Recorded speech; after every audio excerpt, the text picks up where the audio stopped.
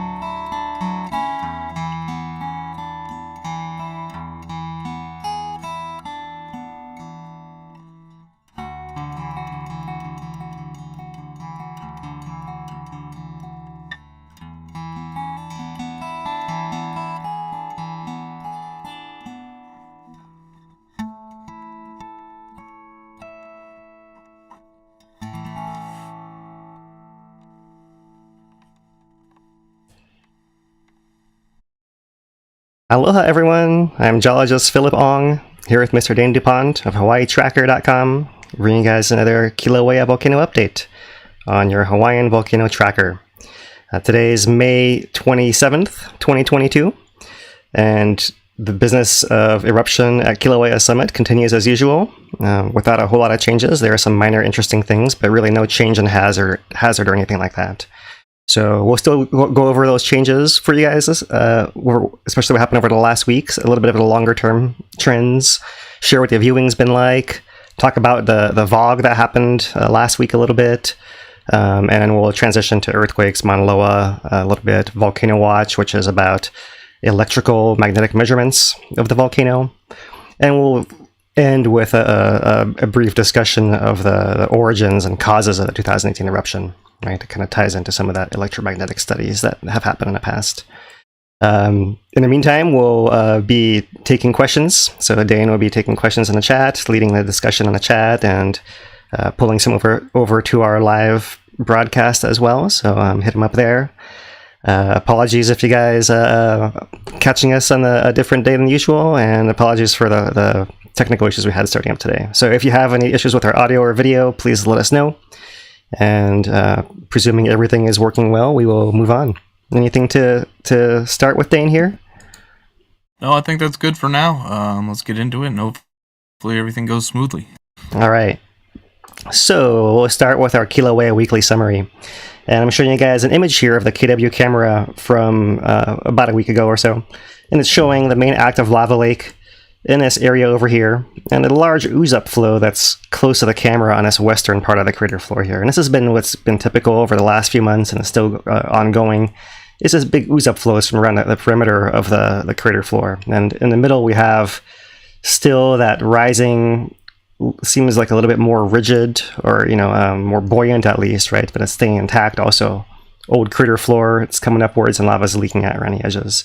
So I'll play this video animation of the whole past week here, and you can see this what's been happening on the volcano. I might have to zoom it out a little bit here so you can get the full breadth of the crusted crater floor. And there it is. And yeah, lava is persistent within a smaller active lava lake area, which we've heard in the past is about 2% of the entire crater floor. And that entire crater floor has got this kind of outline, a little bit of a cat ear phenomenon going on there, and all the way back around there. And you can see the in the daytime not as well, but in nighttime views is much more evident to see these glowing spots in the northeast part of the perimeter, on the eastern part over here, on the southern part over here, on the western part here and here, and in the northern part as well, depending on what point in the week we're talking about. So that's been a story. It's been business as usual as far as ooze ups. This means there's been lava just about everywhere on a crater floor, and not as much right in the very middle, apart from within that lava lake itself. But that means that from most areas, there's been some view of something over the last week from within Hawaiʻi Volcanoes National Park, and so we're excited to share that with you guys today too. Even though there's not been a whole lot of change, it's still something we'd like to recap in case someone's joining us for the first time here. So we'll start off by just getting a current view at this USGS KW camera hosted by the Hawaiian Volcano Observatory. Mahalo to them for making all this data available. And there is that current view. You don't see a whole lot at present since it's still daytime out, not a whole lot of the glow. So we'll turn to the infrared, and here's the infrared for the past week, F1 thermal camera. And there you see that main lava lake once again, and it ooze upflows. There's the one in the north right over here, some in the northeast, and you can see the size of these ooze upflows can be larger than this main persistent lava lake. At the same time, you see this what I've been calling the west vent pond right in here, still active, and you see occasional overflows from it down from this darker blue colored right in here, which is that cooler temperature and higher elevation, right? There's one of those little spillovers right there. So that's a little bit of the pattern that's going on there. If I take this and pause it, and I'm just going to drag it back and forth the whole week, you can see a little bit of movement of that crater floor there. And it's more useful to go back further in time. But before we do that, I just wanted to bring it more current with the last 24-hour animation here from the USGS camera, because there was an interesting little overflow that occurs here on this northern edge of the lake. There's a small one that occurs earlier, then there's that northern one that spills over and then comes back in, right? So that's been something we haven't seen as much of recently, but still ongoing. Obviously, the lava is still filling the lake. It's still changing shape a little bit and finding moments where it's able to spill over like that. And it seems like there is a pretty good slope here for the lava flow to really shoot down and off in that direction that quickly, right? It must not be flat. It seems like, for it to really burst out that far. So interesting to think about how this area might be bulging upwards more and more and more, even within a larger area that's rising all through here. So that's what we see here. Interesting little glowing spots elsewhere around the crater. It's certainly possible that lava could be breaking out anywhere from this margin outward, still and oozing up in the future here. But I wanted to, like I said, look a little bit more long term, and so here is a video of the whole eruption so far. And back from September 29th when it began, you can see the gradual rising of the crater floor. Recall when we had the big deflation inflation events and almost complete crusting over of the lava lake. We haven't seen that in a while. We've had more persistent action. more persistent ooze-ups as well. And it seems like in general, we've had periods of activity that were lower than now, right? You know, like slight downshifts, we'll call them, right? Not even lows exactly. But that's the pattern. Here's the most current frame of the sequence of the spillover today. So I'll drag it back and forth quickly once again. You can see the real rising of the crater floor. This is probably the easiest way to illustrate. I'm just really breaking down those many months into a few seconds here. And so you can really see this phenomenon. And one thing I wanted to emphasize a little bit, and let's see if I can manage to operate this successfully here, is focusing in on this west vent pond area, which is right in here. And the lava we know is coming up underneath this whole area, and it seems like it often has gone through some pathway underground. Sometimes it's going over top of the ground as well to feed this pond. And it seems like this pond has a pathway that goes to the east, and it's largely crusted over nowadays, but it feeds that main active pond right there. So let's see if I can get this to, if I can grab this and scroll it back, and let's see if I can, get it to move around a little bit here. All right. Now, what I want to point out is that just to the left there, you really can see, let's see, let me pause it and outline it. You can see a little bit of a scarp starting to form. It appears as like a darker area, something like this, right? And it's hard to tell. Let me drag this marker again and do the trick again. Here we go. Bring it up closer. There it is. And so you can maybe see that at this point it doesn't really exist. Then it's the wedge starts to appear, and it's growing larger and larger right in there over time, right? So it's interesting. I want to check this out a little further. It's not quite clear what's going on. We pulled this image from the KW camera from May 26th, a particular moment where the light was really good. And I wanted to zoom in on this a little bit and just share what we can see here.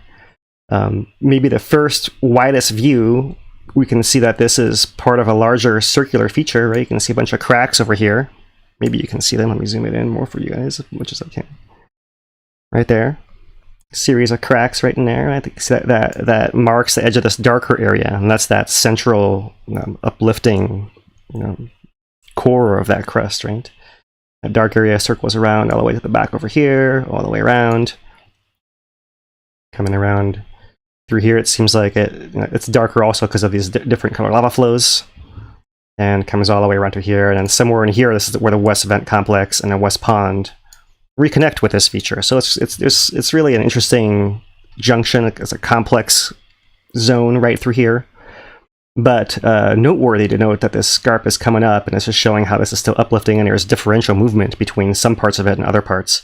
And so it wouldn't be surprising, or even alarming, right? But to at some point see lava leaking out from some of these cracking areas right through there, and continuing to ooze up in this area over here. But that means that the west vent complex itself could change a little bit. You gotta remember that the original vent, if I pull ourselves back to this long-term time-lapse and put it back to the very, very, very, very beginning. All right, the original vent is way down here. And so since then, we've buried it. It's completely underneath all this crust under there right now, and it's trying to come up and through. And so that's what's feeding through, and it's basically emerging just in this west pond, the main active lake, and through the ooze-ups. So the vent's been buried for a long time. It's interesting to consider what might happen with the gases, if the gases are mixing into that lava beneath the crust, more so because it's not venting directly out. And if so, how that might affect the buoyancy of some of these areas in the middle too. But that's more in the what if possibility. We know the thing is rising, and we're not really sure exactly why, but that's something to consider there too. So that's the big picture. Let's zoom into that lava lake area and play the V1 camera time-lapse from the last week. Once again, mahalo to Dane for compiling these, and Bob Martin for backing him up. Thank you, guys. So here is our main lake. The entry point is kind of over here. That's the crusted over area. So there might be something deeper down. It's hard to see, but the surface pathway was right over here, and it's crusted over. You can see. I zoom it in. Let's look at that a little more closely here. There's some skylights. There's like a little spot that seems to put out some spatter occasionally, glowing and putting out a little bit of spatter right there. But for the most part, it's staying contained within that enclosure of hardened lava, and it's flowing towards the east, and it's seems to be submerging back beneath the crest here, and in the southeast pit over here, and off the image a little bit to the northeast entry point right over here. And so that's been a pattern recently as well. We can look at a couple interesting things. We've looked before at the southeast pit. Let's look at it a little bit more too. We can see that when the lava level was high, we have a little bridge, a little archway forming here, and we have more consistent crusting over of the lava lake. When lava level drops, we see it become redder. Right through there, we see more churning. We see opening of this passageway, like there's actually chunks of rocks that fall off here to widen that pathway as the lava level drops, and it just shows how transient these features are, especially in areas as dynamic as right here in the middle. Right there goes our archway falling once again. That thing has formed and fallen, I'm not sure how many times by now, maybe a dozen or so. So interesting to note that there. We're still having these spatter features around the rim of the pit developing and growing. It seems more and more. Right? See layers and layers of them. There's one other thing I wanted to point out here, and I'm going to pan it back over here to this. This is actually like the northern edge of the lake here, but it's a little bit hard to see. I'm going to zoom it out a little bit. Right, there's one of those spillovers coming across, and the one at the very end comes off of this end and goes off that direction over there. But if you look at this margin right through here, that's the original edge of the lava lake, and the camera moves around a bit because of the wind and it's how far it's zoomed in. But right there, we lose a chunk before that little overflow happens. So interesting to note. Let's see if I can get it closer. Right in here, this little chunk falls off and falls in. Let's see if I can catch it zoomed in. There it goes. So no, we haven't seen that as often. We've noted how the lake area has been shrinking. Kind of, it seems to have been stabilized and hasn't been shrinking that much recently. But interesting to note how the dynamics occur. Right, it can be cooling at the edges, but also the edges can fall in and might change shape, but keep more or less the same area. Perhaps pretty close, anyways. A pretty small chunk. So that's the V1 camera. We can get a current look at that. Let's zoom it in once again. USGS camera.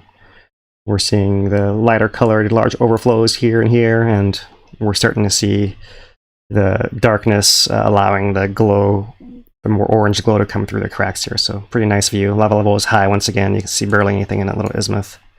No archway, anything like that. And spatter still happening all around. Okay, so we are going to switch gears now to our lava viewing report. And so we're going to look into the national park here, and we are going to check in at the Uekahuna area in the north. We're going to check in at the Kupiaipali area, Waldron's Ledge in the east. And we'll check in at Kīlauea overlook here in the south as well, and just show you guys all the various views that we have here. All right. So, starting in the north, this is the aerial view from USGS last week of the summit area. I did see in some of the comments on our post yesterday that you really can't see anything from the Jagger Museum. There's only glow from there, and so this is the former Jagger Museum right in here. And USGS HVO buildings right in here. This is all closed to the public, but the parking lot's still open, and most people come up here to see the view from this area, right? So if you park and you walk off to the north, right, you know, kind of in the direction of the actual highest point of the rim of the volcano is farther off in this direction, right? So the highest point of the rim back over here. If you're walking off this direction, then you can't really get a direct view in, and you do only see glow. But if you walk off back towards the Kilauea overlook, which is over here, and is still open, and you come to this in-between spot right in here, I'll zoom it in for you guys, right? The Jagger Museum on one side, Kilauea overlook over here on the other. This area in between, there's an old navigational marker there. I think that's been taken down, but you see there's a bunch of people right there in this kind of trapezoid area right through there, okay? So I actually stopped by there earlier this week, and I wanted to share with you guys what the view actually looks like. So here is the railing where you can stand and you can look in at the crater, and back over here, behind here is where the main vent and active lava lake actually is. So you can't really see, if I'm going to zoom it in here, you can't really see behind this cliff. That's where the glow is coming from, of that main active lava lake area. But if I pan it over, you can see that this whole eastern side of the crater floor, this is all that fresh lava is visible all through there. Right? This is a down drop block over here, so you can see quite a lot over here. You see below the sulfur bank, south sulfur bank over here. It's about the extent of how far you can see. 82 fissure comes across right through there. Right? So it's something that we've documented before. How much can you see? And if I actually come back to this map over here, that's corresponding to much of this eastern part kind of in there that you can see from this northern overlook like that. Right? Okay, so I wanted to also show a little bit more zoomed in view, because when you do zoom in, you can actually note, visible from here, 2 of these small spatter cones putting out a lot of fume at the moment. Right, so there they are. This is something we've noted visible also from the Kīlauea south side and also from some of the web cameras. So focusing on that, let's turn to the B1 camera for the last week. Here's the last week of activity. And that camera that we were just looking at is coming from the north over here. So we're really looking at that same area of visibility is more or less in here. Maybe it's more like this actually, something like that, because we have our 2 cones right in the center. So I'll play this. And you can see some ooze upflows on the side. Our cone is actually spattering here in the middle. Now I'll zoom it in again when it loops back around, but larger view, some ooze ups happening on the sides here and here, and you know, a lot of stuff happening in the back that's glowing in the background. But you can see, and if you were there at a certain point in the last week, you could have caught some of these cones spattering and actually putting out small flows visible from the north. So depending where you are, you might see something different from every location. Unique perspectives, and a lot to see depending on, you know, how much time you want to put into it and how many places you want to go to look at it from. So that's the B1 camera. You can turn back to the KW camera once again too, and I'll play this animation once again. And there is that cat ear. That's that main part of that gap, and I would estimate maybe we can see something like that of that crater floor from this angle. So zooming into it. There, I've drawn that area a little bit smaller in the past. I've drawn it maybe as small as something like this in the past, but clearly now we have evidence to see some of those cones, right? Whether they're here or back in here, you know, it might actually be these. I think the view might be more, something like that. So still plenty of lava oozing up there that could have been seen. Not the main active lava lake area, not as reliable, but over the last week, pretty active as well.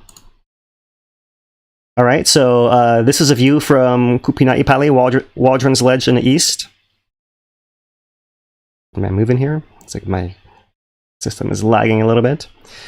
Okay, so this is just a short video, and this is actually from a couple months ago that I haven't had a chance to shoot a new video from here, but you can see a couple months ago you could actually see the vents with all the fume through here, and so that west pond is visible over here, and this is not exactly Volcano House. Volcano House might be obscured by the ledge still a little bit, so you only see glow, but it's getting close where this whole area is still rising slowly and will be visible from that area soon. And from Waldron's Ledge area just south of there, it is already visible, at least some of these areas. The main active lava lake is a little bit behind here. At least it was a couple months ago, so that might be coming into view here at the bottom as well. So not exactly the same view from everywhere, but that is visible from various places for the aficionados. And we've used this camera, the S1 camera from the USGS, S in the south. Let me go back. I'm going to close this tab because I think that is affecting my computer memory here. Let's see, I'm seeing myself drinking it. It looks a little better there. All right. So, S1 camera. There is a view from the S1 camera, similar to the view from Kīlauea. They're in the main active lava lake area. Ooze ups. You can see the ones in the north and northwest might be more easily visible from that southern overlook. You can see a lot of large areas and a lot of zone to look at, a lot of activity across the crater floor at different points in the week.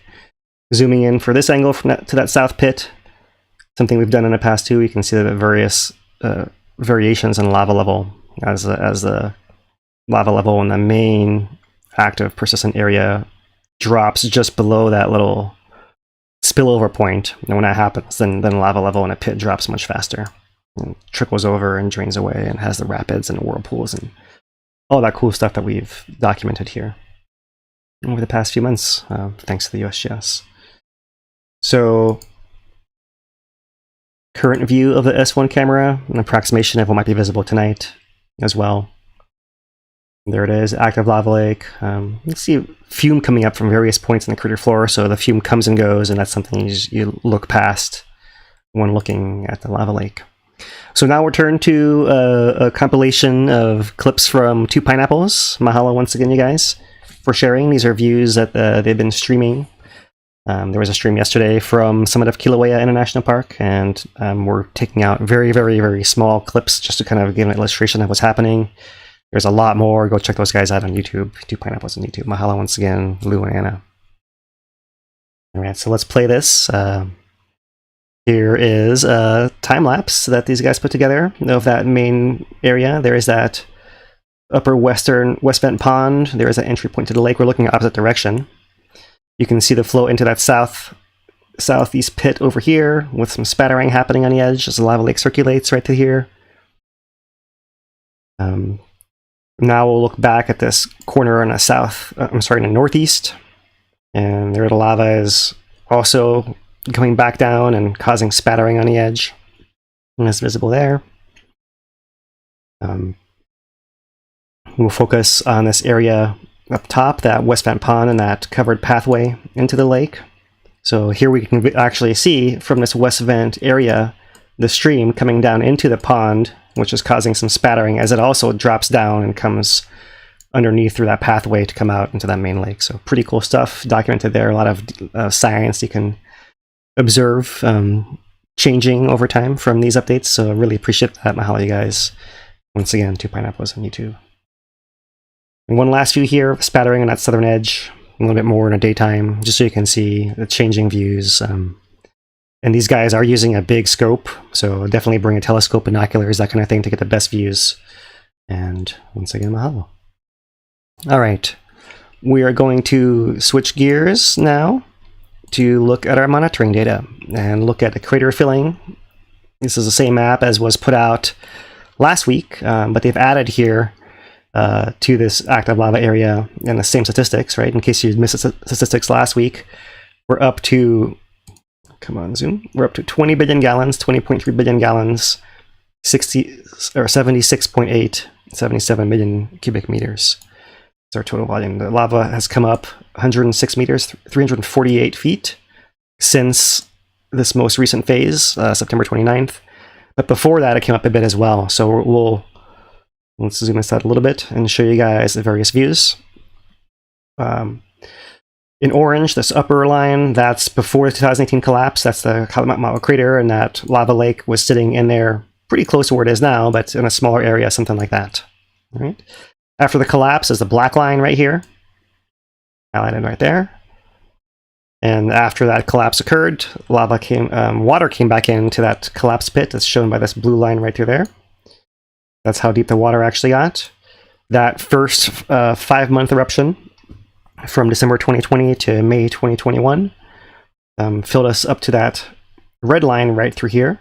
Remember, we have a smaller diameter here to fill, right? So that smaller volume of lava that we had during the last eruption actually gained more depth, right? Our current eruption now has gained us less depth, but has been more volume because we have a flaring, widening crater edge here, right? So that's where we are right now in this magenta color, that current fill depth. So we see we're still a little bit below this ledge, and even though we're widening and slowing down that rate, once we get to that upper downdrop block ledge, it gets much, much, much wider, right? Considerably, probably doubles in width at least. So really, we're expecting the lava raising to be slowing down much more so now, right? And that's why the views aren't changing as quickly anymore, but they're still are evolving, and you see things visible from multiple locations there. So For everyone has been asking, how far has it come up? How far did it drop down? Where is it relative to before? Here is the key graphic. As far as size, right? That the lava lake is in more or less the same area as it was before, but it's a much larger size now, right? If you consider that whole crusted area. The actual open pit itself now might be more similar in size to that original open pit too, right? But we know that it's not the same as before, because before we had just one shaft going down with lava in it just in one spot, right? And now we have lava filling the entire thing, right, with a shaft coming down, wherever that is, something like that. Okay, so we did, just to recap, we did add up to 77 million cubic meters, and this trend of continuing volume gain for the eruption. So that's the line in red here for the current eruption. The line in blue is a previous 5-month eruption, which added to 41 million. We're up to 77, so we're not quite doubled, but getting close. And altogether, we're over 100 million cubic meters for the double event, right, the refilling phase since 2020. I showed a version of the rates last week, but I'm actually going to zoom it in more now, right? At the beginning of eruptions, we expect these surges, and the thing was way off the plot here. It goes up to like 120, 110 or so for various curves. Same, blue is now, blue is, the last eruption, 2020 to 2021, and red is the current one. So zoomed in here to the range of 0 to 10 cubic meters per second. You can see a lot of bouncing around at the beginning, just coming off of that initial surge. But focusing on a blue line here, it came down and essentially petered out to less than 1 cubic meter per second as that eruption eventually waned off. Our red line has some bouncing around as well, but when it might have had a chance to level off as well, it did not do so. Instead, it bounced back up. We've seen values 3.9, 2.1, 3.2, 3.5 as being pretty representative of what's normal in this later phase, we'll call it, with one extra little bump here that we mentioned a couple months ago, where the eruption rate doubled briefly for a little bit in time there. So there is what that looks like in a little bit more detail, and you can see that this is obviously different intervals of time between these data points, and everything's averaged out. So there's a lot of inaccuracy in here, but very roughly you can see what these patterns happen to be. Interesting to note that this pattern we see here in the volume rate, if we'll turn to our GPS lines now, looking at the upper plot here is the distance across the Kilauea caldera north to south. We see a similar kind of build up in deformation, then initial drop off, then it comes back up, and a little bit of wiggle, and then it's really come back up since then, right? So that's reflected a bit in what we see in that previous plot as well. So interesting to note that this trend in the most recent month has continued as far as being slightly contractional, very, very slightly, within a longer term extensional pattern of the volcano. At some point, if this thing does turn over from being more extensional to being more contractional, you might say, okay, finally it's getting out more lava than is coming in, and maybe that's the ooze up stage of activity now is allowing that to happen more efficiently. That's one possibility. You might think magma might be going elsewhere. We don't see any signs of that in the lower East Rift Zone, or in the Middle East Rift Zone at Pu'o'o, and certainly nothing beyond that in the lower East Rift Zone either. Everything is normal with the same trend there, contraction still ongoing. So this may be more to do with that bump in eruption rate, perhaps. Really, we'll have to wait and see, and wait for more insight from the USGS, of course, as always. Looking at the lava depth, there it is for that whole eruption since September, right? Rising up and coming up. Pretty straightforward there, right? With a little bit of extra variation measured when we're looking at the lava surface itself. And as the laser is pointing in one place on that surface, and as that area is moving around and the lake is changing shape, it's been pointing at slightly different kinds of activity. It's giving slightly different patterns. Sometimes variation is more visible, like in here, sometimes less so, but the pattern overall holds as being upwards here. Zooming in, here's the last week. You can see we've come up from 356.5 to 358.5, more or less. That's about 2 meters, 6 feet-ish.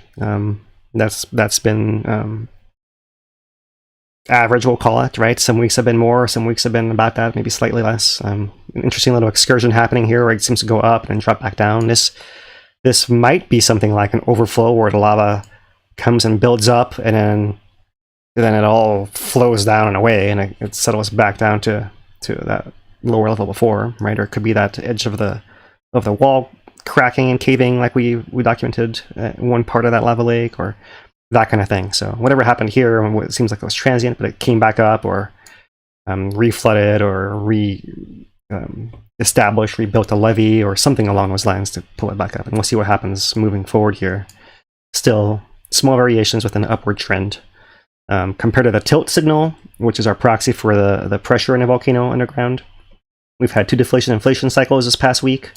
One there, one there.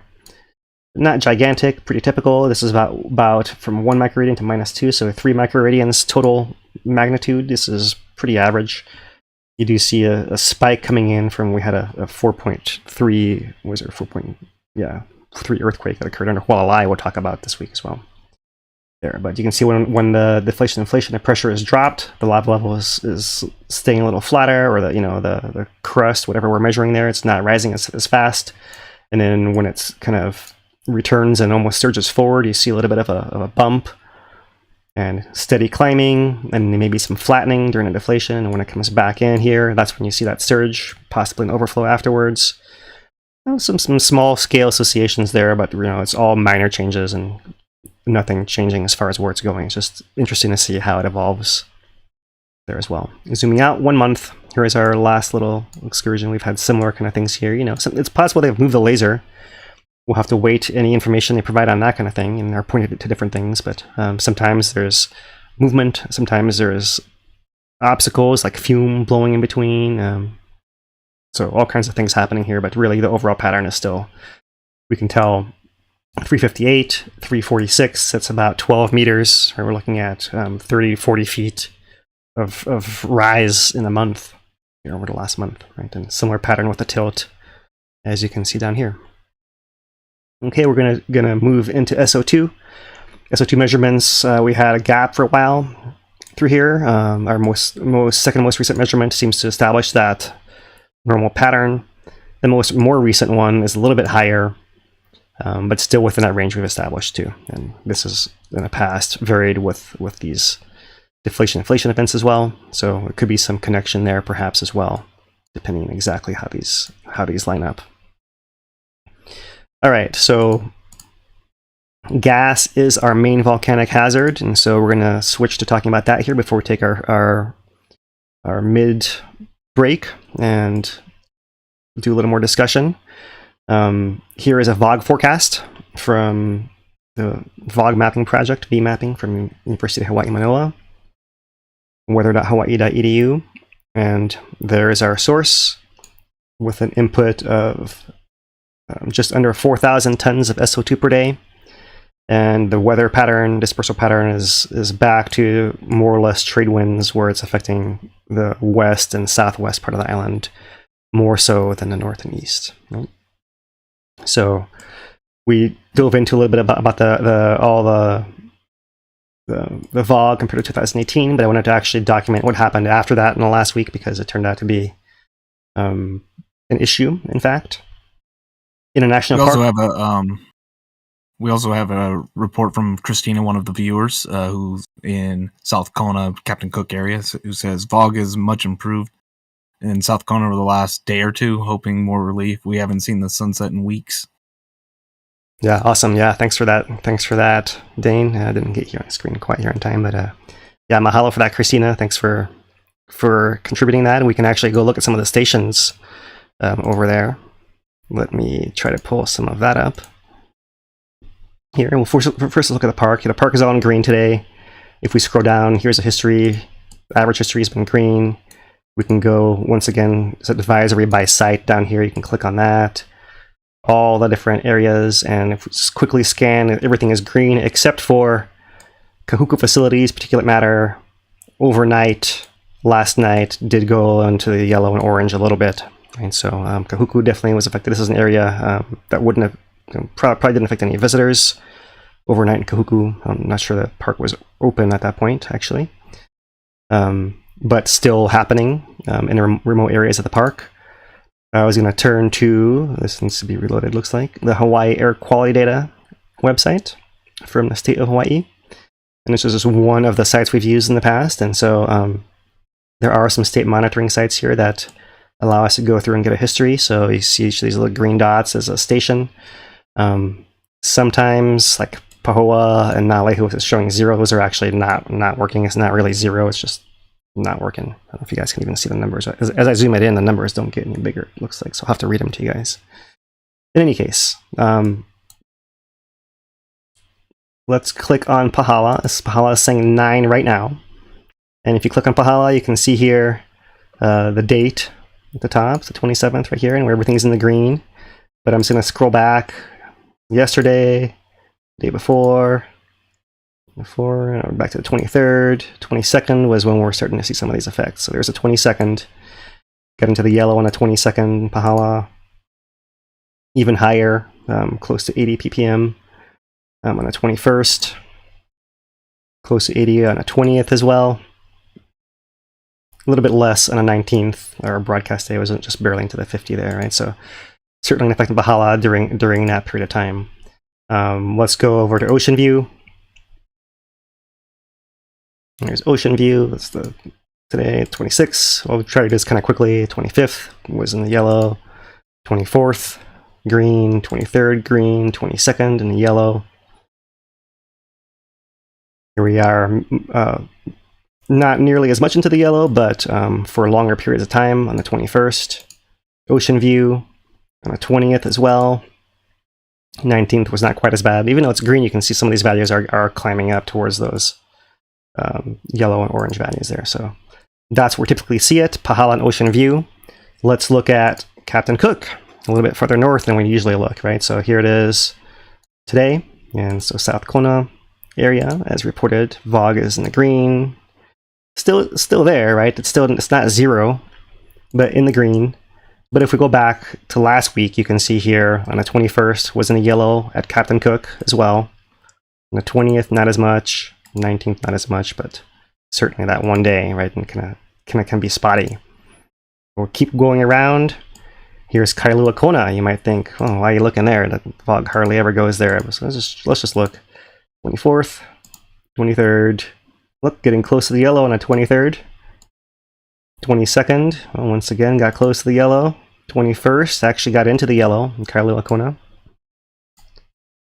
And so this is an island-wide issue, not so much on the 20th, borderline on the 19th, and it was okay on the 18th. So really,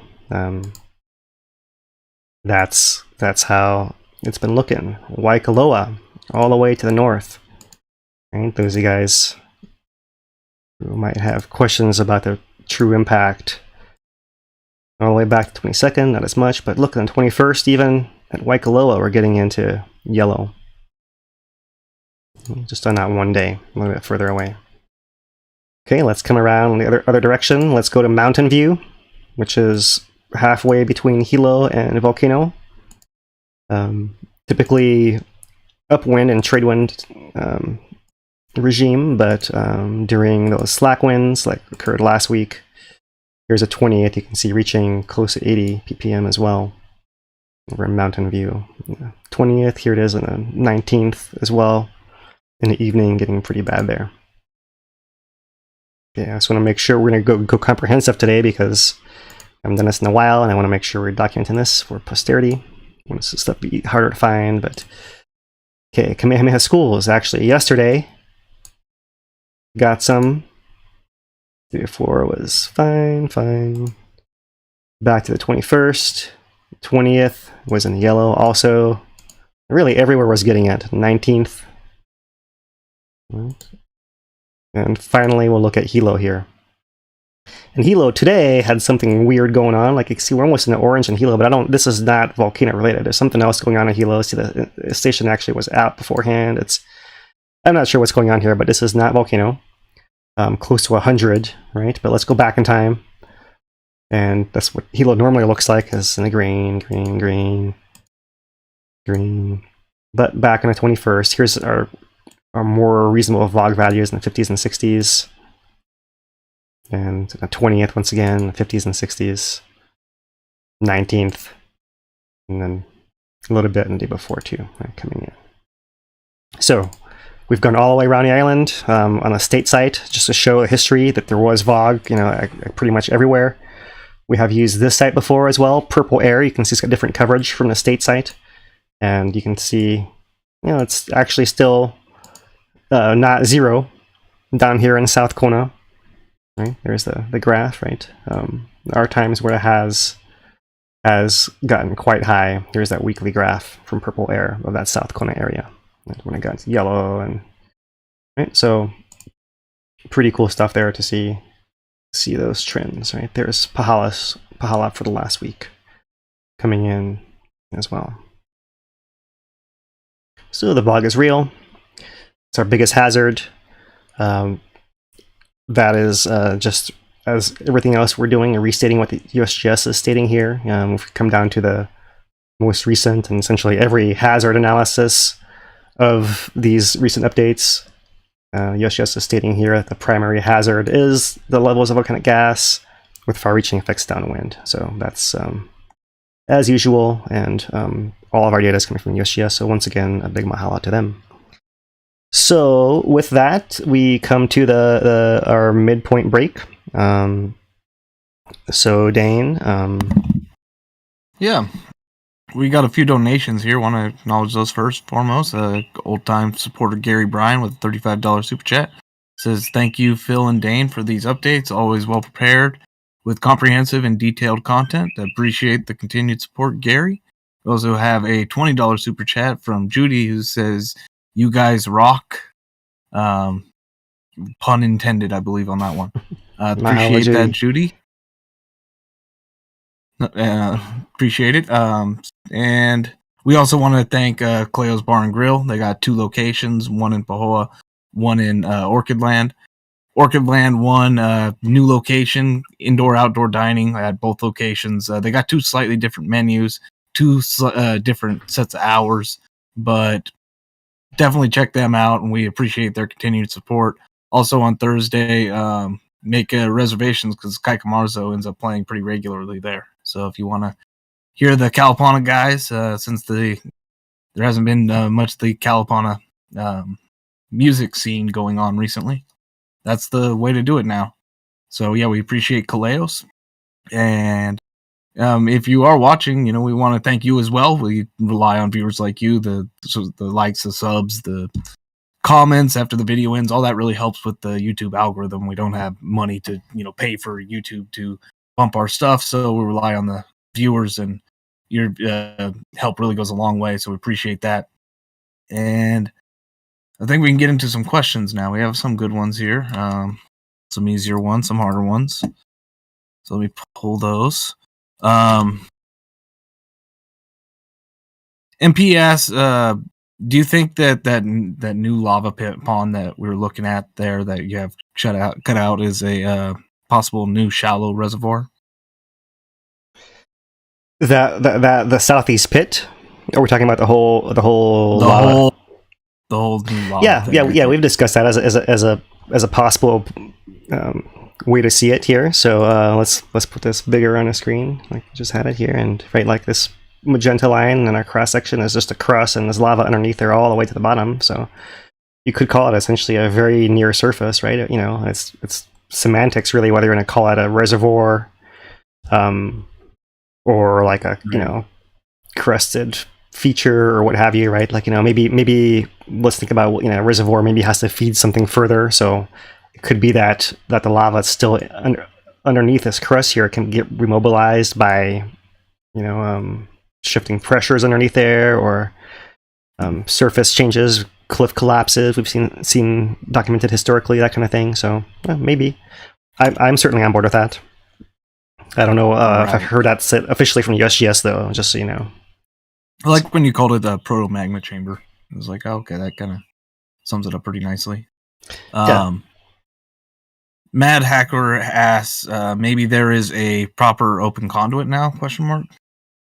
Yeah, it seems like we've been trending that way ever since we saw deflation inflation events, right? Really paired with the lava levels in the active pit rising and falling, and that's still going on.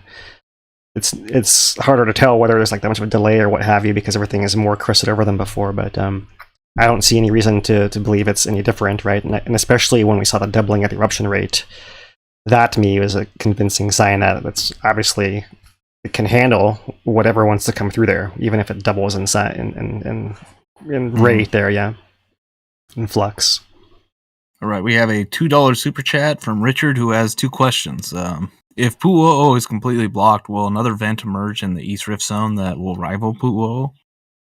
Someday for sure. It's it's hard to predict when and where exactly, right? But east of Pu'u'o there is the Heiahulu lava shield that's all forested now, but that was another long-term eruption site on that Middle East Rift Zone. So yeah, certainly possible, but how long it takes for that to happen, is anyone's guess, really. All right. Second question from Richard is, does VOG set off allergies like pollen does? There are people who are sensitive for sure, right? It's usually not the same people that get, in my experience, personal experience, I'll put it that way, that the same people that actually get affected by both VOG and pollen, but people can be affected by either one for sure. Yeah. See, like for me, I have asthma, so like when I have allergies, I'm not really worried about the allergies as much as I am the allergies triggering the asthma type of stuff, and the sulfur ends up doing kind of similar stuff. Right. Not exactly the same, but in layman's terms, yeah, I would agree with that personally. And how it affects different people, some more than others. Yeah, some people are very, very sensitive to all the different gases and can have physiological effects at lower dosages than others, right? We see that too. All right, well, I think that does it for the first segment. We will be doing another Q&A, so if you got any questions, throw them in chat, and we'll try and get it in. Sounds good. Mahalo, Dane. We will turn now to our earthquakes, and let me get the proper label on here. And just find where I put it. Okay, earthquakes. All right. So this is the last week of earthquakes on island. Typical distribution for the most part. We see a couple extra events here in Kona side, and actually I said 4.3, 4.7.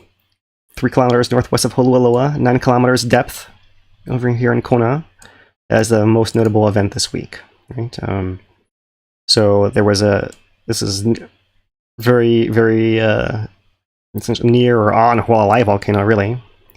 Otherwise, there's not a whole lot of change as far as Maunaloa or Kīlauea's pattern here, right? A little quiet, if anything. A little quieter than recently, if anything. But focusing on at 4.7, the USGS did have an information statement, which seems to have shrunk in size here. Let's make this readable for some people, at least. So this happened Saturday night, 11:50 p.m., not quite midnight, and the statement came out Sunday morning. So the earthquake was centered about 1 mile northeast of Kailua, Kona, at a depth of 7 miles below sea level. A map showing its location is posted on the website. I just showed you guys the map.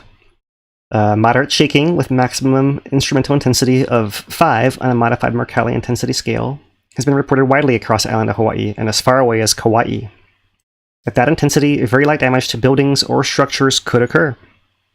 The USGS Did You Feel It service received over 1,020 felt reports within the first hour of the earthquake. So very widely felt. Over the past 25 years, there have only been 2 earthquakes with magnitudes greater than 4.0 beneath Hualalai volcano, including today's event, or Saturday's event. This event was primarily lateral slip, lateral meaning horizontal and no up and down motion, right? Side to side.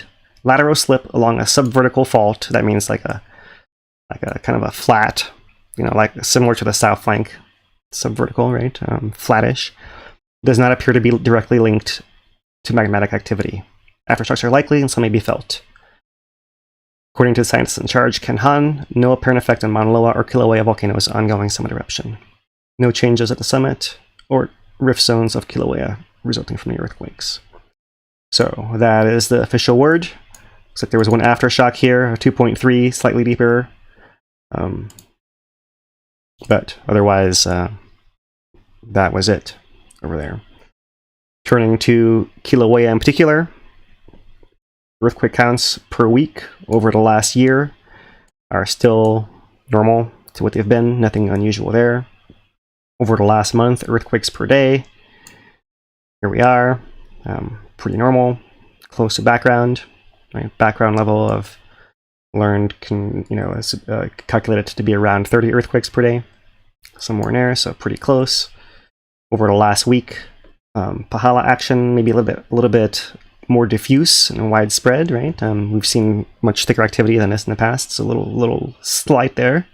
South flank is still happening, and summit activity, including one deep event in green here, still showing as well. Let me zoom that in so you guys can really see it. That summit area, Pahala area a little bit more diffuse, and south flank area as normal, right? Nothing really lower southeast rift zone, pretty quiet. The normal kind of background stuff offshore there. All right, so in a cross-section view, there is that green one deep under the summit, Pahala zone. Everything's pretty normal. This is the last month, but really no major changes worth discussing there today.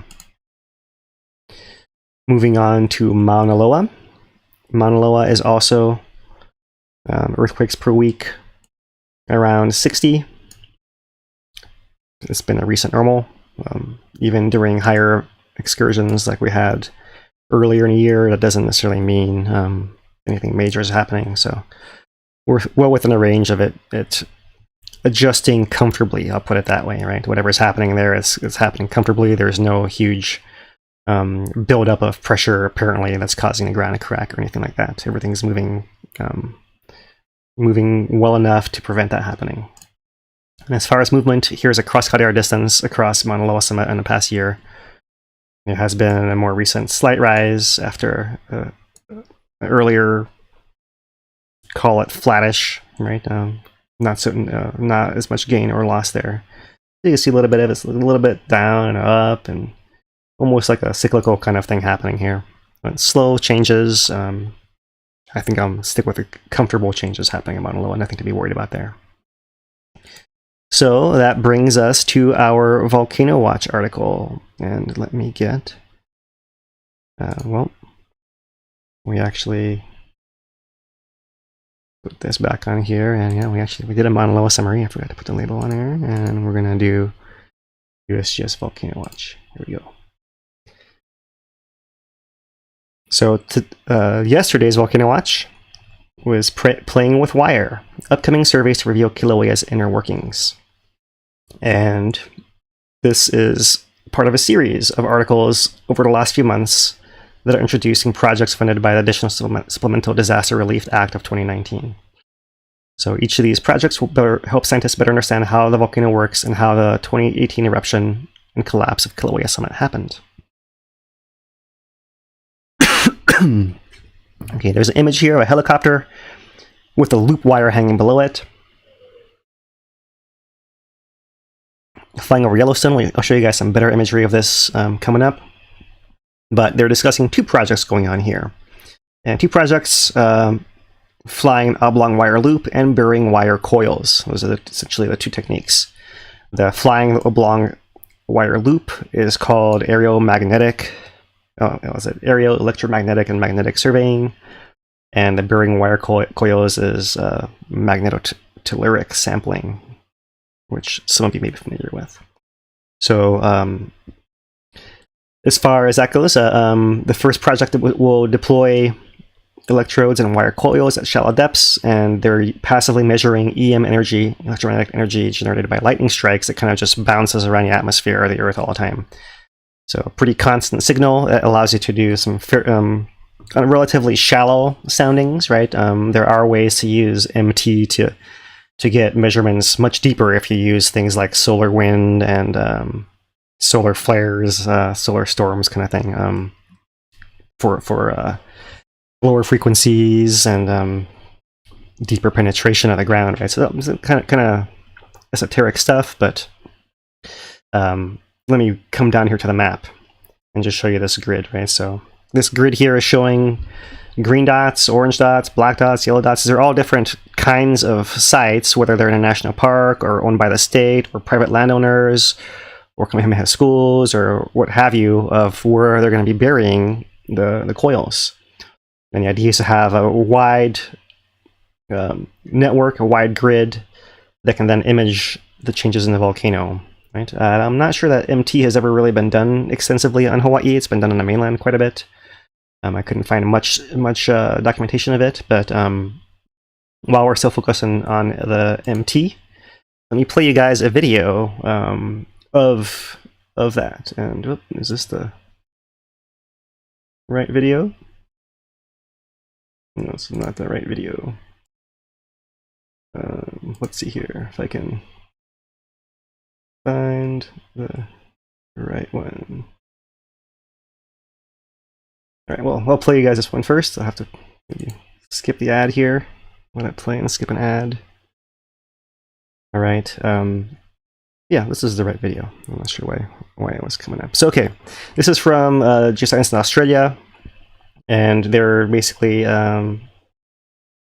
sharing in a short video how these instruments can measure variations in magnetic and electric fields. So they're caused by solar wind, as well as actual, like I mentioned before, solar flares and lightning. There's a lightning that's giving that high frequency signal that's pretty constant and usable for this kind of study. So a typical station has a central box with power, and it has wires running off to the side, right? With it's measuring magnetism, something local measurements there, but it's also measuring further apart. They basically will put out in a big, like a big X configuration, these electrodes off to the sides to give you like a bigger, essentially a radio antenna kind of thing. These low frequency waves can be detected. So that's basically what it's doing there. This maybe is not giving you any illustration what it actually looks like in person, so I'll show you the next video for it. But it's taking you through a little bit of the process. The processing can be pretty intense for some of these EM technologies. But you really can tell a lot of the variations in different rock types and permeability and conductivity, that kind of thing as well. So this is an example from Australia, going down 40K down more than 20 miles or so. So I'd be curious to see if they're going to be using some of those other capturing those other frequencies as well. So yeah, that's a little bit of how that works. I wanted to play.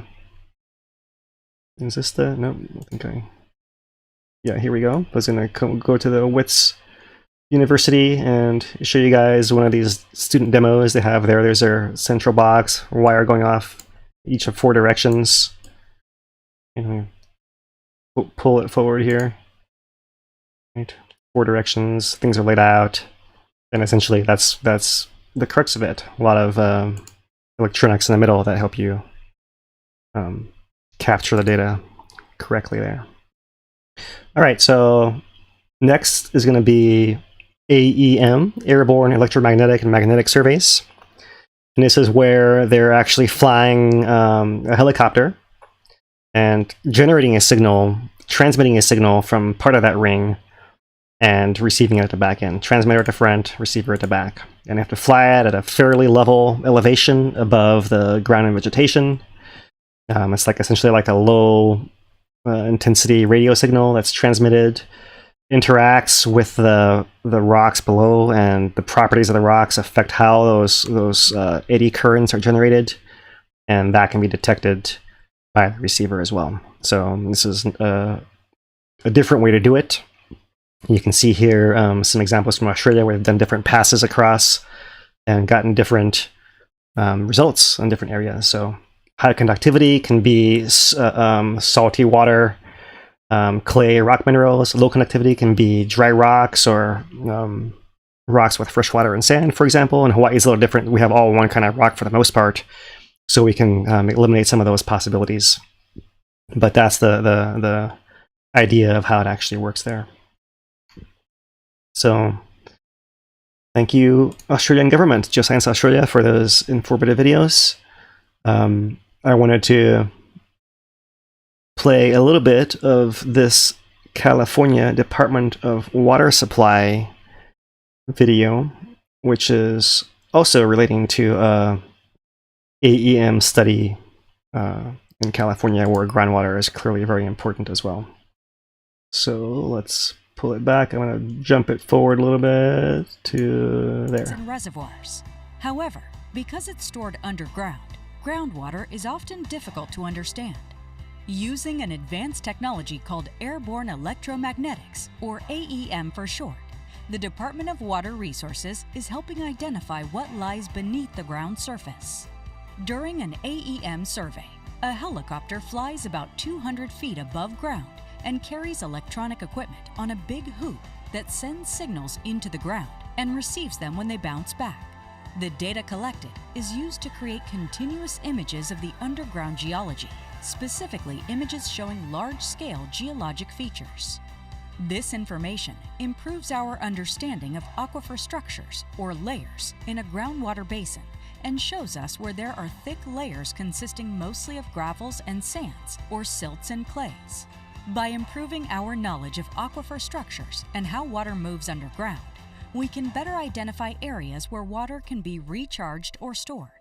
The AEM method is safe. An experienced licensed pilot who follows all federal, state, county, and city laws flies the helicopter. AEM data won't be collected over urban areas and structures containing people or confined livestock. And while there is noise from the helicopter, from the ground it will be quieter than running a leaf blower or lawnmower. AEM data have already successfully been collected in several locations throughout California, and the method has regularly been used both nationally and internationally.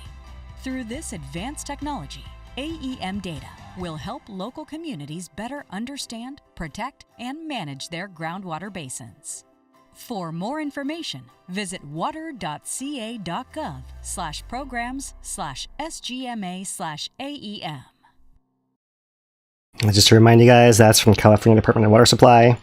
Their study obviously might be a little different from what the USGS is going to run as far as where exactly they're going to fly and all of that.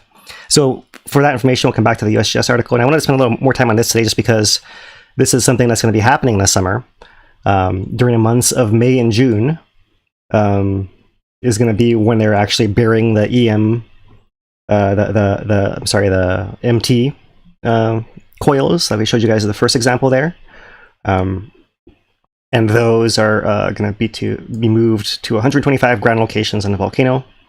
So May and June of 2022, and once again in the summer of 2023. The second one, as far as flying the helicopter, let's see what it says here, is scheduled for 2022 in the months of June and July. So June and July, the next 2 months coming up, you may see this helicopter flying around with this giant metal coil underneath it. And if so, take a picture and send it in. Let us know where you saw it and when, and we'll keep track of the mapping project as far as how we see it from the public. So they do state here, currently planned flight lines do not fly over any residential areas or other regions excluded by the FAA or Hawaiʻi Volcanoes National Park. Flights will occur during daylight hours and be coordinated with the FAA. Experienced pilots, specially trained and approved for low-level flying, will operate the helicopter. None of the instruments in either part of the project pose a health risk to people or animals. So that is what's going on there, yeah? The MT data that they are going to collect here, let's see what if they see. They're going to be able to use a response to image the Earth to depths of about 6 miles, 10 kilometers. That's how far they're going to go with that. And the AEM is going to be for the upper 600 meters or 2,000 feet of the volcano. Right, that tells you that shallower part. So kind of you combine the two. You combine ground truth, as it's called, from drill cores or well data or whatever else it happens to be, previous magnetic surveys and all that, and then go from there. So for Kilauea, this was last done. It was only done in 1978, so not quite 45 years ago. 44 years ago. And obviously, the 2018 may have changed some things. Improvement has improved, equipment and software has improved in the last 20 years, and there's been other areas of the world that have been mapped. So what I wanted to do now is come to this paper from professional paper 1350, which was the 75-year anniversary of HVO, published in 1987 from 1912. And chapter 39 is the results of that aeromagnetics survey, right, by Vincent J. Flanagan and Carl L. Long here. And I'm going to scroll down here all the way till we get to some of the images, which is what you guys can really get in this kind of medium, right? And this is a view of the aeromagnetic map. So just magnetism is our main focus here. And we have Kilauea down here in the bottom right, and Maunaloa is also imaged in 78. Not going to be imaged this time, Maunaloa, I don't believe, just Kilauea. But what they've done is outline in black here what are these magnetic source rocks, the magnetic highs, the larger structures. And what they essentially see is calderas and rift zones dominate the magnetic signature of the volcano. You see the east rift zone is very well defined, the southwest rift zone a little bit less so. Same on Maunaloa, and Maunaloa actually shows that there's a little bit of branching structure here, and actually Maunaloa, you see, comes all the way down to north of Kilauea's east rift zone, all the way to Kapoho magnetically. You see signs of that rift zone across much of Puna, actually, right? Which is fascinating. So that's magnetism. That's one aspect. And here is apparent resistivity. And resistivity is something that's thought to reflect more the areas like water is flowing underground to change the resistivity values there, right? So on this map of resistivity, they've outlined with these kind of features like this, and with little r in there, these areas of low resistivity that are likely these preferential pathways for groundwater. So you can see Maunaloa's got one off the northeast rift zone over here, like kind of cuts across it. There's one that cuts across the southwest rift zone over here, uphill of Pahala area. There's one over here, kind of uphill of Ocean View, and that's what we have of Maunaloa. Looking at Kilauea, let's see if I can zoom in a little bit more. On Kilauea, there is one that's over here near Napao Pool area. There's one that's a little bit further east that leads down to, I want to say, Kalapana Kaimu area, more or less, maybe a little bit further west than there. And there's one all the way further east, and that's the one that's the Pohuiki zone over here, right? Pohuiki and Ahalanui. There's a little bit more over here, Kapoho areas. There's some more happening in that easternmost tip towards Kumakahi, right? There have been previous ponds in this area that have not been covered by lava or changed as the ground has dropped or risen in the area. So they produce a combined map here, and it's a little bit hard to read, but it's showing both the magnetic as M's there and the resistivity lows as R's right there, and kind of superimpose the whole things. So in particular, it's worth noting that the magnetic anomaly actually dies off here before it gets to Kapoho crater, right? There's actually something that's been noted in the past as far as the geophysical properties of the rift zone that actually changes. They're in that lowest part of the lower east rift zone. And it will be curious to see if there's any changes that occurred there or further up. Obviously, as the dike that injected to cause eruption in 2018 is cooling, it should have changed the magnetic signature of the area, so we would expect to see some variations there, and essentially it's a difference of what was seen in 78 as shown here to what we're going to see next is what's going to be the exciting things to document, right? And we did note that there was a change in temperature of the water at Pohuiki in our previous updates as well that occurred about maybe 9 months, or maybe it was up to a year and a half after the eruption ended, right, as the heat propagated through the system there. We discussed previous groundwater studies in the past. I'm not going to jump into all of that here today. Just touching back on how it connects into that geophysically here from this magnetic and resistivity study. Okay, so this is from the USGS professional paper that is examining possible human impacts on eruptions in the Lower East Rift Zone, concluding that there is very little effect, no change really from the historical patterns. But it's showing with these black contours that magnetic, electromagnetic signature zoomed in here, right? So you can see it's very well defined with these sharp contours in this area. Call it right around 130 and west, right? It's right. There's Hawaii 130 is right there, apparently. And you see that right there, that feature kind of ends.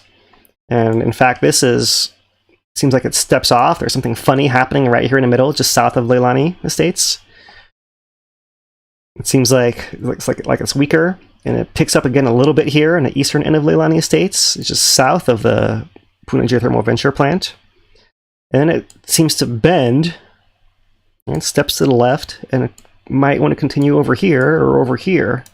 It doesn't really continue in the south, really. It seems to die off in that direction, right? So there's something that happens here where it steps across, and there's a natural barrier that exists there, right? And I know there was a meeting earlier this week, and Dane, you may feel so inclined to jump in here. This meeting that occurred discussing future energy for the island, right? And of course, there's a lot of anti-PGV sentiment on the island that occurred. Right. But we have here Ma'ana's plot. In blue is earthquakes before any geothermal operations was in place, and orange afterwards. So you can see that there were certainly earthquakes happening before. The orange area looks larger. That could be a real effect as far as there could have been more earthquakes because of the operation of the power plant. That's not unusual.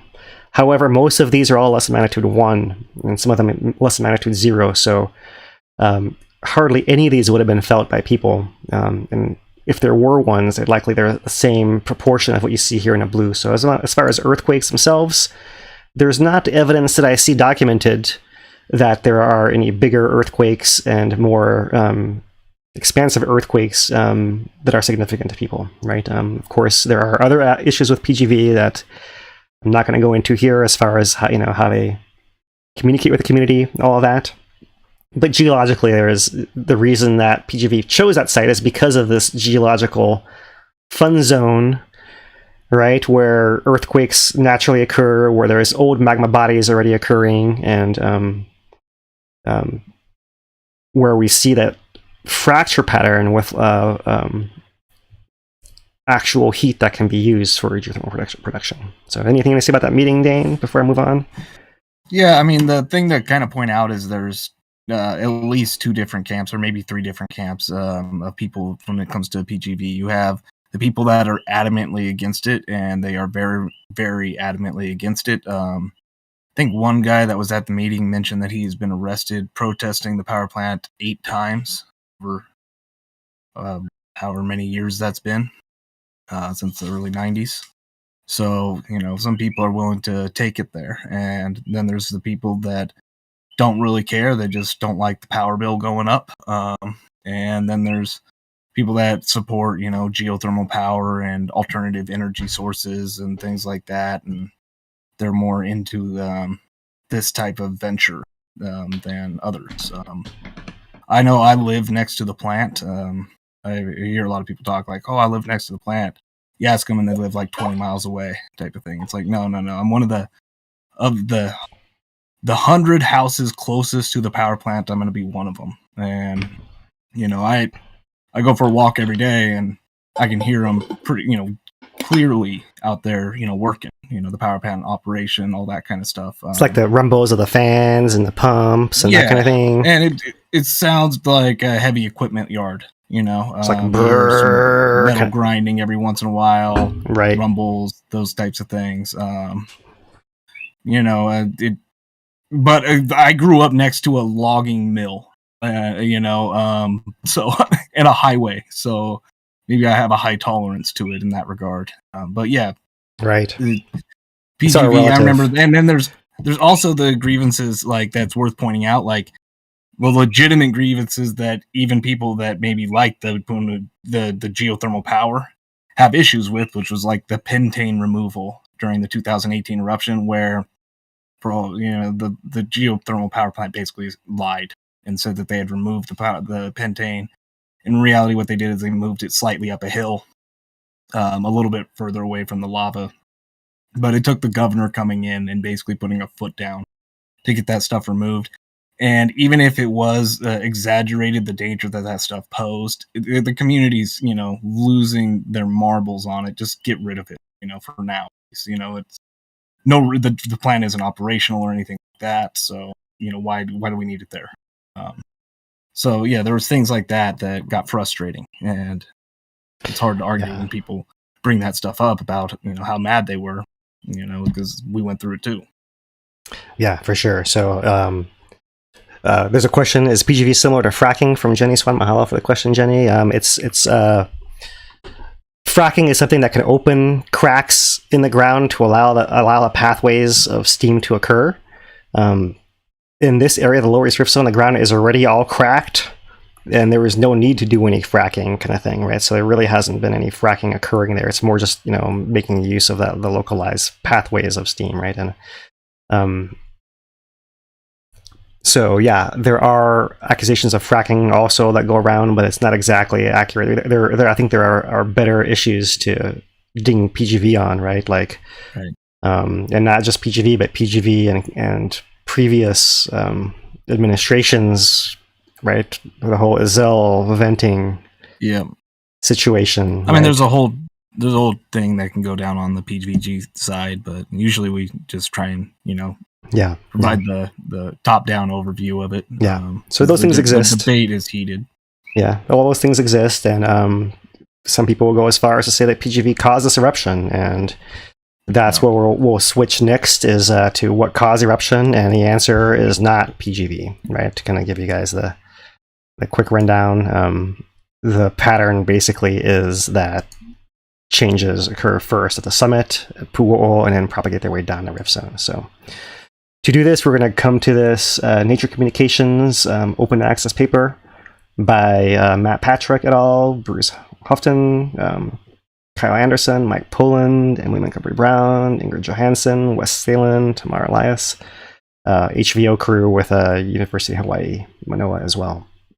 Right, so this is open access. You can go find it online if you want yourself, and read through all of it, right? But I'm not going to obviously read. I'm going to show you guys some of the pictures that kind of summarize what's going on here, and showing the buildup of what caused this eruption. The title paper is like the cascading origin, so they have both long-term effects and some short-term effects. This plot is long-term effects. So our timeline: 1980, 1990, 2000, 2010, 2020, right there, right? Okay. So really, ground tilt and GPS here across the summit, similar to what we've been looking at as our regular monitoring across the main caldera. So you see it's contracting. There's less, there's no accumulation, right? The volcano essentially is exhaling, and that turns around somewhere here in 2010, right? 2008-ish, maybe somewhere in there, right? And really, since then, there has been extension, sustained summit inflation that preceded 2018, really. So you could argue that the 2018 eruption, right, was a result of buildup that comes all the way back to somewhere in a 2010 range, right through there. So we'll advance and zoom in a little bit. The scale now, 2009, 2010, all the way to 2018 here to the very far right. Oh, you can't see that on the screen, can you? 2009, 2010, 2018, all the way over here. And zoomed in, lava lake within Hale Ma'u was rising to its highest levels in a long time. Here is that summit line in red, showing where it starts coming up. You can see the East Rift Zone line as well, starts coming up at a similar time. Let's go over the earthquakes.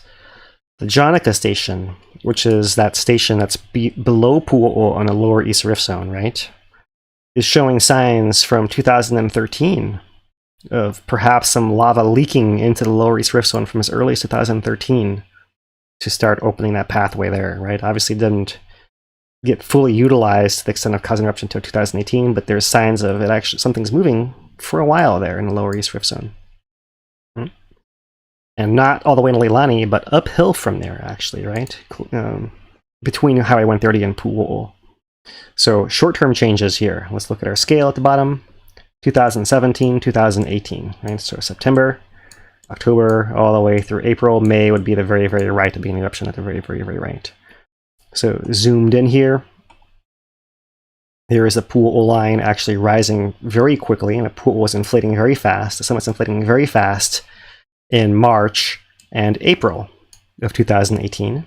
Right, this is all uphill of lower East Rift Zone, and here you see as the earthquakes begin late April as well. That was the beginning of the sequence there.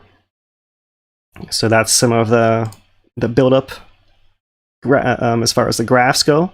Visual observations. Here is the summit lava lake in January 2018. In April 2018, it had come up quite a bit. The lava lake in Pu'u'o, February 2018, April 2018 had come up quite a bit as well. The ocean entry, September 2017, had shut off by November 2017, several months ahead of that eruption. Right? So there are a whole bunch of factors listed out in this table, and I'll read these out to you guys. So possible long-term processes that could prime this system. A, steady south flank motion accumulating extensional strain in the lower East Rift Zone. The time period it affects decades preceding 2018. So ongoing south flank motion. Eventually, you're going to have it open up that easternmost part of the southeast Rift Zone. Long-term B, prolonged inflation of the summit magma reservoir, 2010 to 2018. That's what we just showed you guys in those graphs.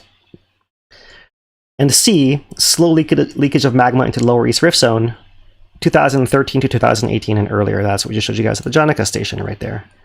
So those are the long-term processes.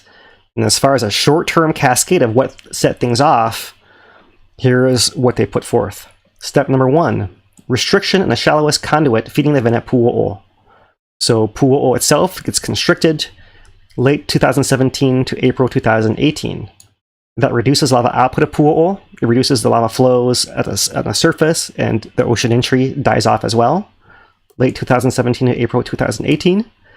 Magma backs up, number 3, all the way to the summit, causing the lava lake to rise at Halemaumau. The plumbing system pressurizes, inflation all the way to the summit from Pu'u'o, March to April 2018.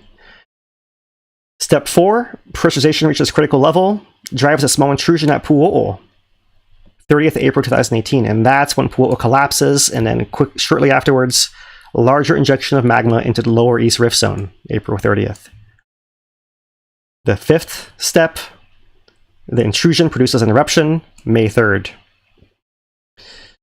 Step 6, a big one, the intrusion triggers magnitude 6.9 south flank earthquake, May 4th. Right? That is a big one because that triggers the whole rest of it. Step number 7, the earthquake dilates the rift zone, facilitating greater magma transport from May to August. Step 8, the eruption drains magma from the cement reservoir, May through August. That causes Caldera 4 to collapse, frequent cement earthquakes, May through August. And you might add causing surges in the lower East Rift Zone as well, right? Probably more so June through August. And final, number 10, Caldera floor collapse triggers small explosions in mid-May 2018. That kind of covers all the things that occurred in the eruption there. The table is just to be comprehensive about it. Here's an overview graphically, right? There's a summit reservoir, Pu'u'o, with lakes in both places. Lava flows going out of Pu'u'o down towards the ocean. This is before 2018. Let's see if I can maybe zoom it in and phases for you guys, right? There's the before 2018. A. B, the restriction near the vent occurs, so you're starting to lose lava over the ground and into the ocean. Pu'u'o itself starts to pressurize, the lava lake rises, pressurizes all the way back to the summit. It also pressurizes, its lava lake rises as well. We move to our third panel. April 30th to May 3rd, we have a breakout at Pu'o'o on the side, and a breakthrough of that blockage towards Lower East Rift Zone. That's what causes that draining and the intrusion there. And then finally, you start having collapse of the summit, and that can send these pressure waves through. And right, Pu'o'o itself is totally out of the picture after May 3rd there. So that's the graphical version of what happened. It's essentially long-term buildup, all these different factors, lots of different things to keep track of. We'll end here with a little view of the chemical history. Let's see if I can get this a little bit more on the screen for you guys there.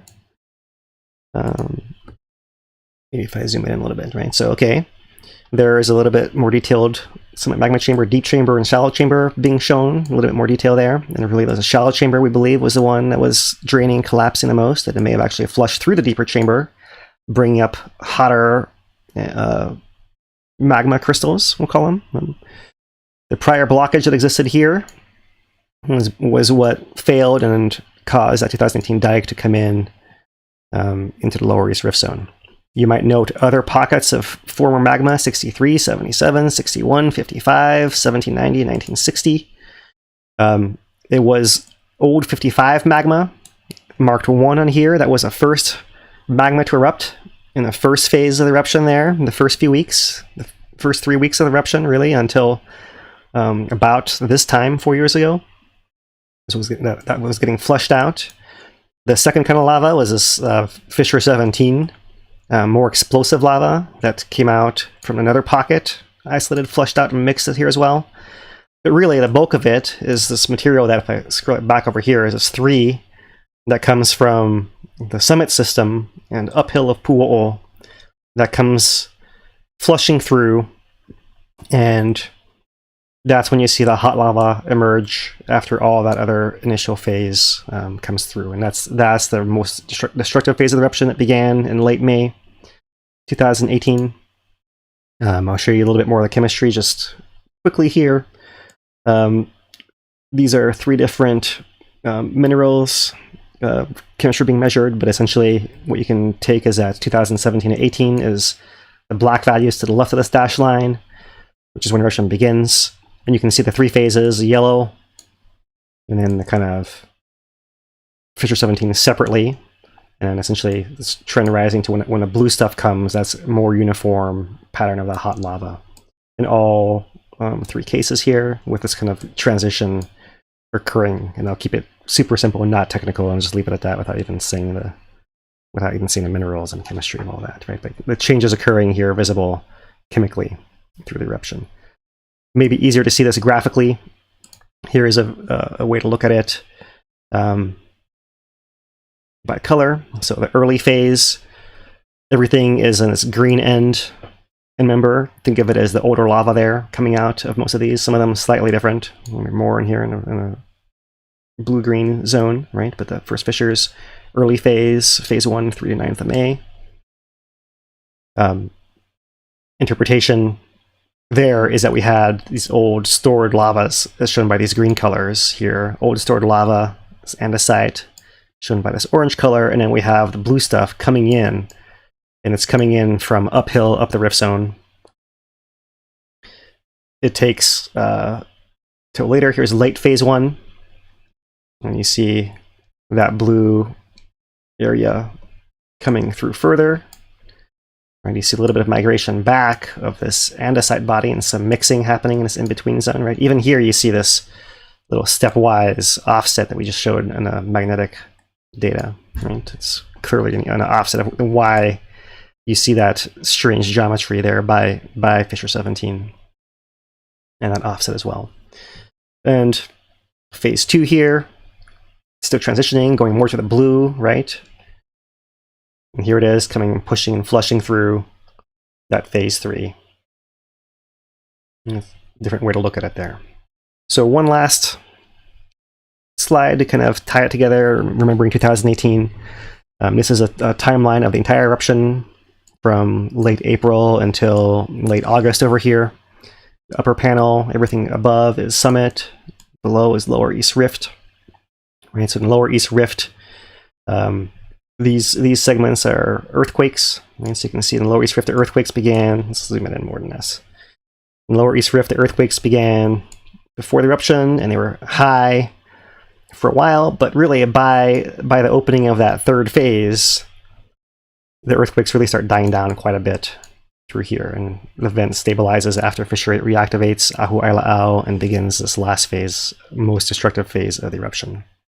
As far as the summit, you can see that preceding it, there were earthquakes showing that pressurization of the system occurring, but really the big collapse earthquakes didn't really begin. There were some in mid-May, ramping up a bit, but really this main sequence occurs when that third phase begins. The bulk of the lava starts coming out, and then it really goes into another gear right there, and that continues. That's the really intense 2 months, but really 3 months of collapses and earthquakes occurring here. Yeah, so that's where we are historically, is at this point in time right in here, right? So our thoughts really are with everyone who was affected in 2018. Thinking back 4 years ago, this would have been coming up on what we call Hell Night, Dane. And if there's anything you want to add here before we wrap it up, please feel free to jump in. Yeah, this would be about the time when everything started to go real crazy in 2018. If anybody does want to go back and redo that, there is a Drones On episode for that Hell Night. Pull it up and drop a link real quick. We did have a... Yeah, on the playlist, you actually had it. Your original pilot was Hell Night, and you have a second version of it further on. So if you can go through the whole Drones On playlist and find a couple of them and check that out if you want more. We're not going to keep showing that stuff over and over again. We did want to talk about the origin. So I did want to acknowledge that we did have a big super chat come through from Richard, who dropped $100 with no comment. Appreciate it, Richard. Mahalo, Richard. And we do have a few questions here. Let's get through those, huh? Yeah, let's do questions and wrap it up. Christina from Kona asks, Kona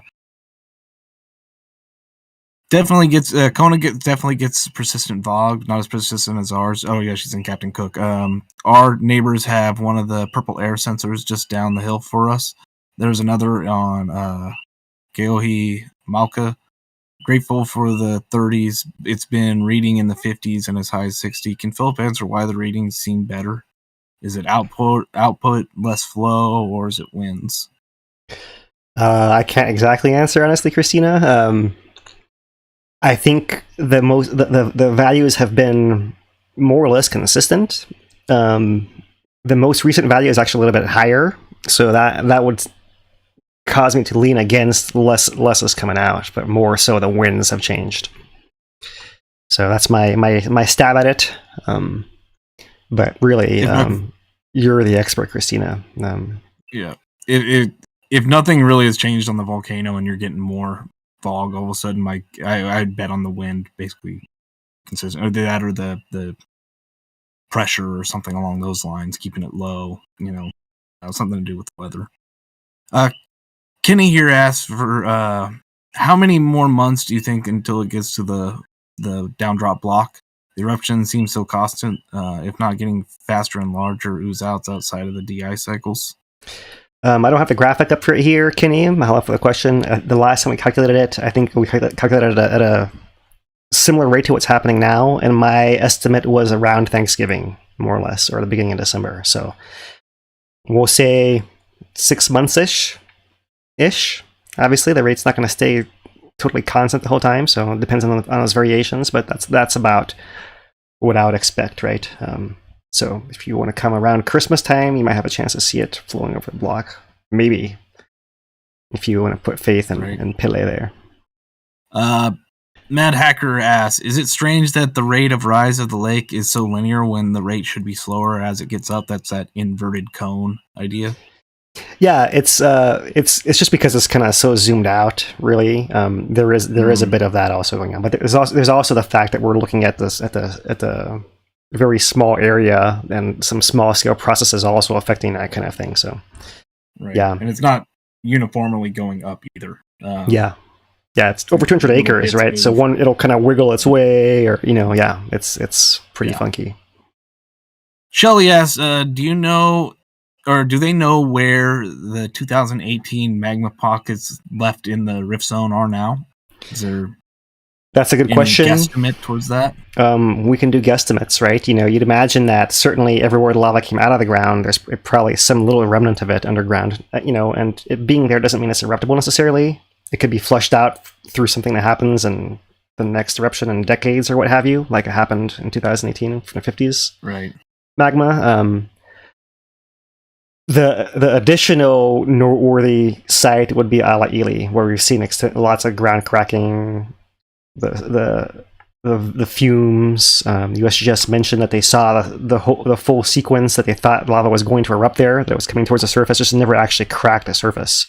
So we know magma is there, and it's still hot, and that seems like a likely area that there's a pocket to. And we talked about that barrier that exists physically there, so wouldn't be surprised if there's something funky still happening with the pockets of magma around that little curve zone there. Yeah. All right. Well, I think that does it for the questions today. Appreciate everybody that tuned out for the Friday show. A little bit unusual, but we had some meetings yesterday. But we will be back Thursday, Hawaii Standard Time at 5 p.m. or Thursday, 5 p.m. Hawaii Standard Time. That's our normal time for this broadcast. Unless something happens that's significant, then we'll go live and talk about that. Nothing really expected, but it could always happen. All right, mahalo, Dane. So yeah, thanks you guys for bearing with us. It's late on a Friday night here, so we'll sign it off. Until next week, from HawaiiTracker.com, he's Dane DuPont. I'm Philip Ong. Aloha, everyone.